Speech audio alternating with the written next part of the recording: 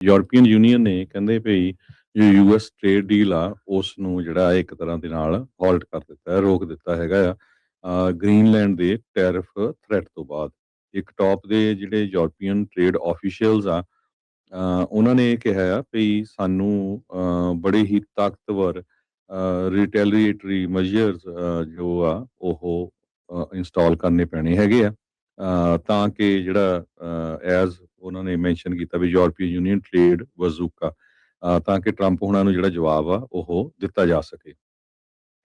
ਜਿਸ ਹਿਸਾਬ ਦੇ ਨਾਲ ਕਹਿੰਦੇ ਵੀ ਥ੍ਰੈਟਸ ਆ ਰਹੀਆਂ ਹੈਗੀਆਂ ਕੰਟੀਨਿਊ ਚੱਲ ਰਹੀਆਂ ਗ੍ਰੀਨਲੈਂਡ ਦੇ ਅਗੇਂਸਟ ਤੇ ਡੈਨਮਾਰਕ ਦੇ ਅਗੇਂਸਟ ਤੇ ਯੂਰਪੀਅਨ ਅਲਾਈਜ਼ ਜਿਹੜੇ ਆ ਉਹ ਕਹਿ ਰਹੇ ਆ ਵੀ ਸਾਡੇ ਕੋਲ ਕੋਈ ਹੁਣ ਆਲਟਰਨੇਟਿਵ ਨਹੀਂ ਹੈਗਾ ਤੇ ਇਸ ਤਰ੍ਹਾਂ ਦੀ ਕੋਈ ਵੀ ਜਿਹੜੀ ਟ੍ਰੇਡ ਡੀਲ ਆ ਉਸ ਨੂੰ ਸਸਪੈਂਡ ਕਰਨਾ ਹੀ ਇੱਕ ਆਲਟਰਨੇਟਿਵ ਹੈਗਾ ਜਦੋਂ ਤੱਕ ਯੂਐਸ ਡਿਸਾਈਡ ਨਹੀਂ ਕਰਦਾ ਵੀ ਆਪਾਂ ਕੋਆਪਰੇਸ਼ਨ ਦੇ ਨਾਲ ਜਿਹੜਾ ਚੱਲਣਾ ਹੈਗਾ ਆ ਉਦੋਂ ਤੱਕ ਆਪਾਂ ਅੱਗੇ ਫਾਰਵਰਡ ਨਹੀਂ ਹੋ ਸਕਦੇ ਹੈਗੇ। ਕਹਿੰਦੇ ਵੀ ਸਾਡੀ ਜਿਹੜੀ ਸੋਵਰਨਟੀ ਆ ਤੇ ਟੈਰੀਟੋਰੀਅਲ ਇੰਟੈਗ੍ਰਿਟੀ ਆ ਉਹ ਇੱਕ ਤਰ੍ਹਾਂ ਦੇ ਨਾਲ ਸਟੇਕ ਦੇ ਉੱਤੇ ਆ।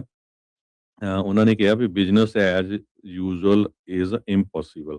ਸੋ ਵੀ ਰਿਲੇਸ਼ਨ ਵਾਲੇ ਗੁੱਡ ਨਹੀਂ ਚੱਲ ਰਹੇ ਹੈਗੇ ਕਿਉਂਕਿ ਯੂਐਸ ਨੇ ਇਹ ਕਿਹਾ ਸੀ ਪ੍ਰੈਜ਼ੀਡੈਂਟ ਟਰੰਪ ਉਹਨਾਂ ਨੇ ਵੀ ਯੂਰਪੀਅਨ ਯੂਨੀਅਨ ਦੇ ਉੱਤੇ 15% ਜਿਹੜਾ ਟੈਰਿਫ ਆ ਉਹ ਹੋਰ ਲਾ ਦੇਣਗੇ ਜੇ ਉਹ ਸਾਥ ਨਹੀਂ ਦਿੰਦੇ ਯੂਰਪੀਅਨ ਯੂਨੀਅਨ ਦੇ ਮੁਲਕ ਅਮਰੀਕਾ ਦਾ ਗ੍ਰੀਨਲੈਂਡ ਨੂੰ ਆਪਣੇ ਕਬਜ਼ੇ ਦੇ ਵਿੱਚ ਲੈਣ ਦੇ ਸਬੰਧ ਦੇ ਵਿੱਚ। ਯੂਰਪੀਅਨ ਯੂਨੀਅਨ ਦੇ ਨਾਲ 1.5 trillion dollar worth of goods ਦੀ ਜਿਹੜੀ ਆ ਇੱਕ ਤਰ੍ਹਾਂ ਦੇ ਨਾਲ ਟ੍ਰੇਡਿੰਗ ਹੁੰਦੀ ਹੈਗੀ ਆ ਇਹ ਸਨ 2024 ਦਾ ਦੱਸਿਆ ਗਿਆ ਆ।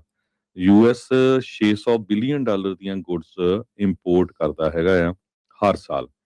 ਯੂਰਪੀਅਨਸ 360 ਬਿਲੀਅਨ ਡਾਲਰ ਦੇ ਯੂਰਪੀਅਨ ਯੂਐਸ ਦੇ ਜਿਹੜੀਆਂ ਗੁੱਡਸ ਆ ਉਹਨਾਂ ਨੂੰ ਬਾਈ ਕਰਦੇ ਹੈਗੇ ਆ। ਸੋ ਟਰਨ ਵੈਰੀ ਡੀਲ ਕਰਕੇ ਜੋ ਯੂਰਪੀਅਨ ਕਮਿਸ਼ਨ ਨੇ ਇਹ ਕਿਹਾ ਹੈਗਾ ਸੋ ਸਾਨੂੰ ਰੀਸਟੋਰ ਕਰਨੀ ਪੈਣੀ ਆ ਸਟੇਬਿਲਿਟੀ ਤੇ ਪ੍ਰੈਡਿਕਟੇਬਿਲਿਟੀ।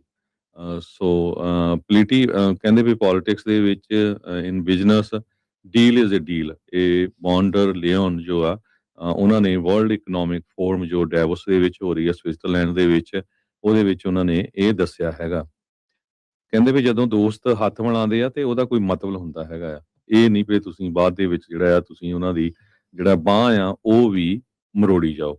ਪ੍ਰੈਜ਼ੀਡੈਂਟ ਟਰੰਪ ਹੁਣੀ ਵੀ ਉੱਥੇ ਬੋਲੇ ਆ ਉਹਨਾਂ ਨੇ ਇਹ ਕਿਹਾ ਵੀ ਅਸੀਂ ਕਿਸੇ ਤਰ੍ਹਾਂ ਦੀ ਜਿਹੜੀ ਫੋਰਸ ਆ ਉਹ ਨਹੀਂ ਯੂਜ਼ ਕਰਾਂਗੇ ਗ੍ਰੀਨਲੈਂਡ ਨੂੰ ਆਪਣੇ ਕਬਜ਼ੇ ਦੇ ਵਿੱਚ ਲੈਣ ਦੇ ਲਈ।